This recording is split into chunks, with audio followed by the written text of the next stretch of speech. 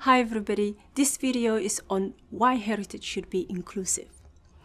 We have discussed the issue of heritage under threat by starting with a discussion of what we all regard as our own heritage.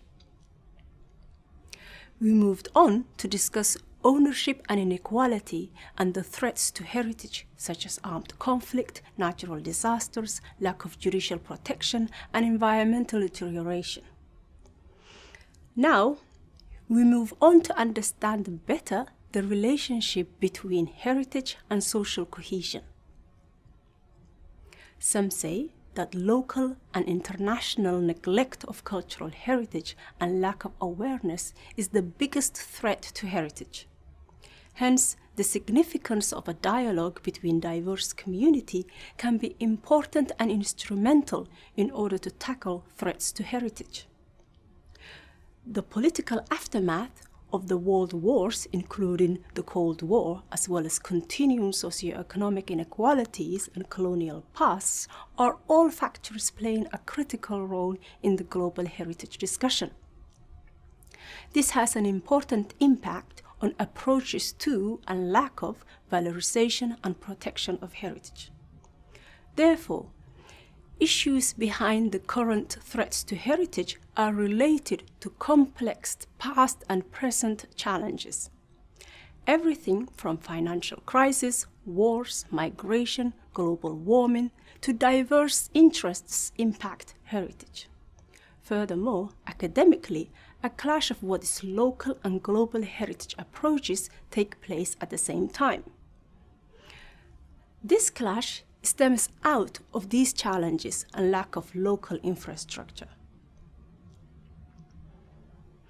We may ask, how can then developing world protect heritage in times of advancing global infrastructure of tourism while they lack such infrastructure locally?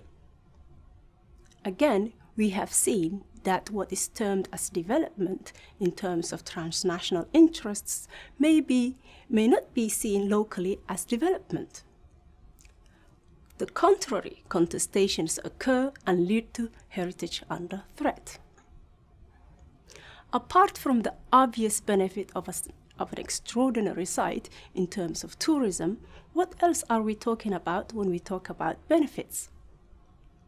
There are cases of people who benefit from learning about their heritage, and they develop new skills. For example, in the case of the Somali, it has sustained life and the oral culture, which is very much linked to the way of life of such pastoral nomadic people. This testifies to how heritage as a knowledge is utilized. Heritage can also bring communities together.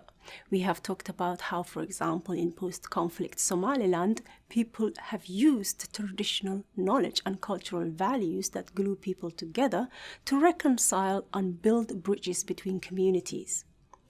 Researchers mention often heritage as an important source of pride and identity.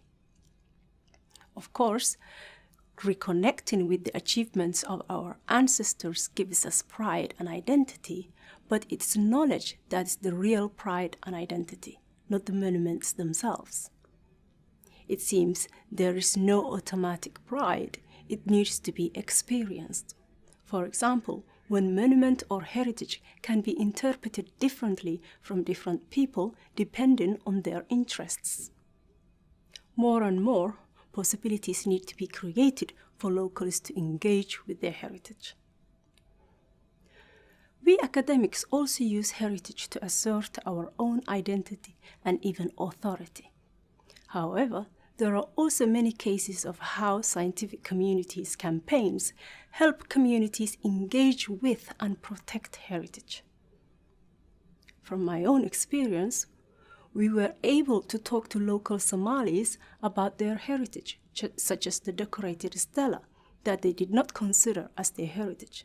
And as soon as they realized that these were, in fact, part of their past and linked to some of their present practices, they were able to stop these from being looted.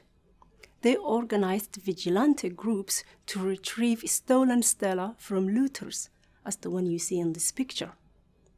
In my next section of this module, I will develop further how inclusive heritage helps bring different aspects and people together to redress heritage.